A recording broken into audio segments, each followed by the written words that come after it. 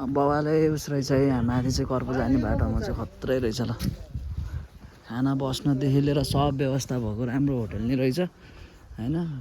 डेन्जरै हरियो रहेछ लेक साइड फलअप खुवाउने ठाउँ रहेछ बे लेक साइडलाई नै फलअप खुवाउने जस्तो ठाउँ रहेछ गाई चाहिँ बाबाले रहेछ है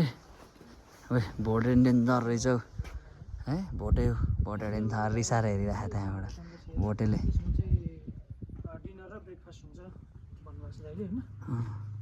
तँको बवाल रहेछ यार कसम भाले साले नि रहेछ लेक साइडलाई फलअप खुवाउँछ यार यो ठाउँमा यार कर्पु डाँडामा आएर यो ठाउँलाई कसम दाइ एकचोटि आउनु पर्ने जस्तो पछाडि डगी छ है खत्रै ठाउँ बनाएको रहेछ खत्रै लेक साइडलाई नै फलअप खुवाउने गरेर बनाएको रहेछ के छ दाइ काले डेन्जरै हरि बनाउनु रहेछ तपाईँले त लेक साइड भन्दा नि बवाल बनाइदिने हजुर त अनि ए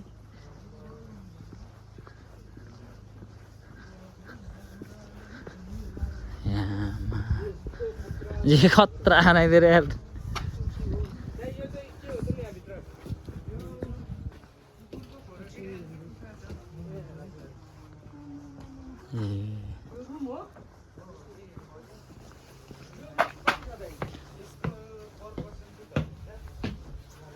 भित्र चाहिँ कस्तो रहेछ है त खोल्न नमिल्दो रहेछ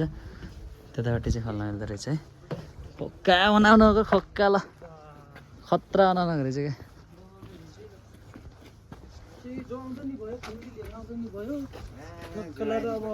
ओके हेरौँ न रुम है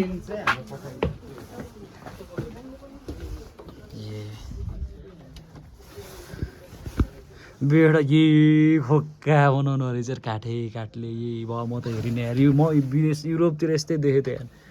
खोक्का ल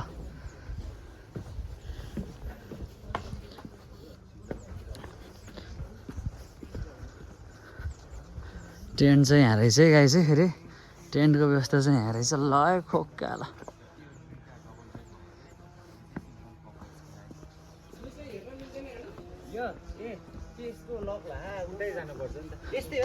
सेम हो क्या सब डिजाइन एउटै रहेछ यहाँ फेरि टेन्टहरू नि रहेछ ल खोक्का रहेछ क्या यो घर चाहिँ अरू बनाउनु रहेछ क्या त्यहाँबाट यहीँसम्मको है लगायो नि